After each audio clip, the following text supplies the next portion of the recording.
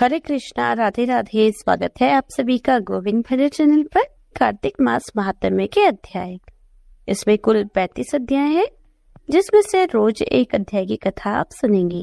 मैं सिमरू माता शारदा, बैठे जिव्या आए, कार्तिक मास की कथा सुने सब जन हर्षाए। कार्तिक मास महात्म्य अध्याय 3। सत्यभामा ने पूछा, हे भगवान, आपने कहा कि मैं काल के स्वरूप हूँ, आपके लिए काल के सभी भाग समान हैं, तब फिर यह कार्तिक मास ही आप क्यों श्रेष्ठ बताते हो? हे नाथ, मुझे यह जानने की इच्छा है कि सब तिथियों में एकादशी और महीनों में कार्तिक का महीना ही आपको क्यों प्रिय है? श्री कृष्ण बोले, हे कांते, तुमने यह अच्छा प्रश्न किया है। इस संबंध में मैं तुम्हें बैन के पुत्र पृथु और महर्षि नारद का संवाद सुनाता हूँ। नारद जी ने कार्तिक मास की श्रेष्ठता बताते हुए कहा, पहले सागर का पुत्र शंख नामक राक्षस त्रिलोकी के मथने में समर्थ न हुआ। उसने संपूर्ण देवताओं को जीतकर स्वर्ग से निकाल दिया तथा इंद्रादिक संपूर्ण लोकपालों के अधिकार अपने हाथ में ले लिए। शंखासुर ने विचार किया, मैंने देवताओं को जीत लिया है तो भी वे बलवान मालूम होते हैं। वे सब वेद मंत्रों से युक्त हैं, उनके वेद मंत्रों का हरण करने से वे सब बलहीन हो जाएंगे। ऐसे विचार के साथ वह असुर विष्णु भगवान को नींद में ग्रस्त देखकर स्वयंभू ब्रह्मा जी के लोक में जा पहुंचा और वहां से वेदों को निकालकर चलने को तत्पर हुआ। उसके भय के मारे यज्ञ के मंत्र अपने बीजों समेत जल में प्रवेश कर गए।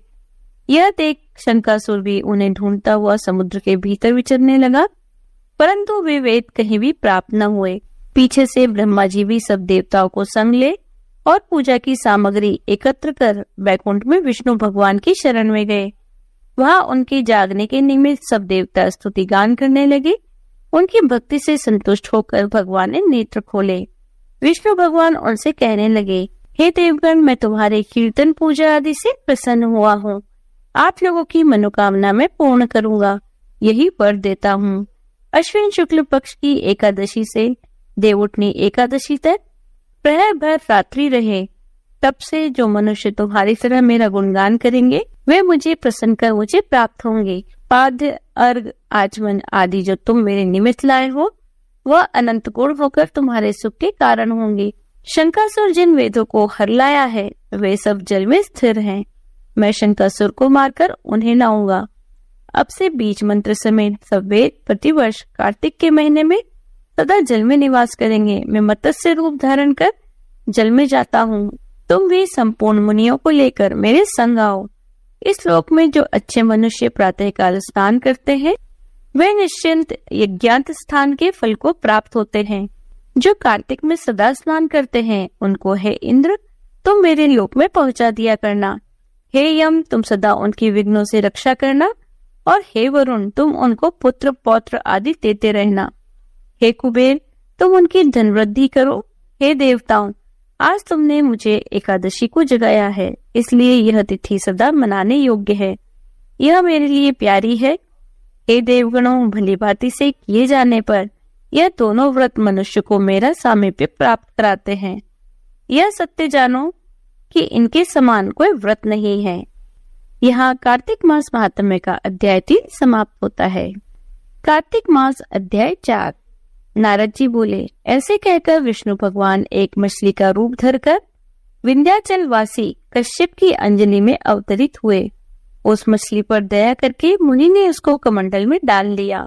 जब वह उसमें न समाई तो कुएं में डाल दिया। कुआं से बाहर तालाब में, तालाब से समुद्र में डाली गई।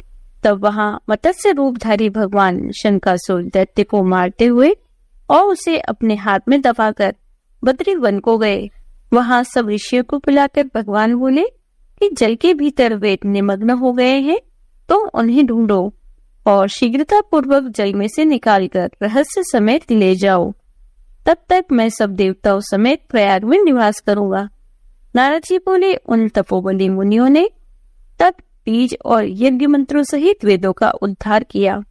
उन ऋषियों में से जितना भाग जिसने भी निकाला वह भाग उसी नाम से प्रसिद्ध हुआ। पीछे सब मुनि मिलकर प्रयागराज को गए और प्राप्त हुए वेद विष्णु भगवान को अर्पण किए। संपूर्ण वेदों को पाकर ब्रह्मा जी ने प्रसन्न हो देव और ऋषियों सहित अश्वमेध यज्ञ किया। यज्ञ के अंत में देवता, गंधर्व, यक्ष, पन्नग, ग्रह पृथ्वी पर दंडवत और प्रार्थना करके बोले, देवादिदेव, यह समय हमारी प्रसन्नता का है। हे रमापते, ब्रह्मा जी ने इस स्थान में नष्ट हुए वेद फिर पाए हैं और हमने यज्ञ के भाग प्राप्त किए, इसलिए यह स्थान पृथ्वी पर अत्यंत श्रेष्ठ व पुण्य देने वाला है। यह महीना भी अज्ञान आदि को दूर कर अक्षय फल करने वाला होवे, ऐसा वरदान हमको दीजिए। श्री विष्णु भगवान बोले, हे देवताओं, जो बात तुमने कही है यही मुझको भी पसंद है, सो ऐसा ही होगा। यह ब्रह्म क्षेत्र नाम से सबको सुलभ होगा। सूर्यवंश राजा भागीरथ यहाँ गंगा जी को लावेंगे और इस जगह पर सूर्य की पुत्री यमुना जी से संगम होगा। ब्रह्मादिक तुम सब देवता मेरे साथ निवास करो और यह तीर्थ तीर्थराज के नाम से प्रसिद्ध होगा। यह किया हुआ दान, तप, व्रत, होम, पूजा आदि कर अनंत फलदायक और मेरे पास पहुंचाने वाले होंगे। अन्य जन्मों के किए हुए पाप कर्म भी इस तीर्थ के दर्शन मात्र से ही नष्ट हो जाएंगे। जो मनुष्य देह धारण कर मेरे समीप प्राण परित्याग करेंगे वो मोक्ष को प्राप्त करेंगे। जो पुरुष अपने पितृश्वरों का यहाँ श्राद्ध करेंगे उनके पितृगण मेरे स्वरूप को धारण करेंगे। यह काल भी मनुष्य को पुण्य फल देने वाला होवेगा। माघ मास में मकर संक्रांति को प्रातः काल स्नान करने से यहाँ पर संपूर्ण पाप ऐसे नष्ट हो जाते हैं जैसे सूर्य से अंधेरे का नाश हो जाता है। उनको मैं सालोक के सामीप्य और सारूप्य इन 3 प्रकार की मुक्ति क्रम से देता हूँ। हे मुनीश्वरों, मैं सर्वज्ञ रूप से बद्रीवन में सदैव निवास करता हूँ। जो फल अन्य तीर्थों में 100 वर्षों में मिलता है वह तुमको वहाँ 1 दिन में भी प्राप्त होवेगा। उस स्थान के दर्शन करने वाले मनुष्य जीवन मुक्त हो जाते हैं, उन्हें कोई भी पाप नहीं लगता। नारद जी बोले, हे प्रभु, देवता लोग ऐसा कहकर ब्रह्मा जी सहित वही अंतर्ध्यान हो गए और इंद्रादिक देवता अपने अंशों से वहां स्थित रहकर अंतर्ध्यान हो गए। जो मनुष्य शुद्ध चित्त से इस पवित्र कथा को सुनते हैं उनको प्रयागराज और बद्रिका वन जाने का फल मिलता है। यहाँ कार्तिक मास महात्म्य का अध्याय 4 समाप्त होता है। यदि आपको वीडियो अच्छी लगी हो तो लाइक कीजिए, ज्यादा से ज्यादा इसे शेयर कीजिए। यदि आप चैनल पर नए हैं तो चैनल को सब्सक्राइब कर लीजिए, बेल आइकन को प्रेस कर दीजिए जिससे आने वाले नए वीडियोस की नोटिफिकेशन आपको तुरंत मिल जाए। मिलती हूँ आपसे अगले वीडियो में, तब तक बने रहिए गोविंद भजन चैनल पर। हरे कृष्ण, राधे राधे।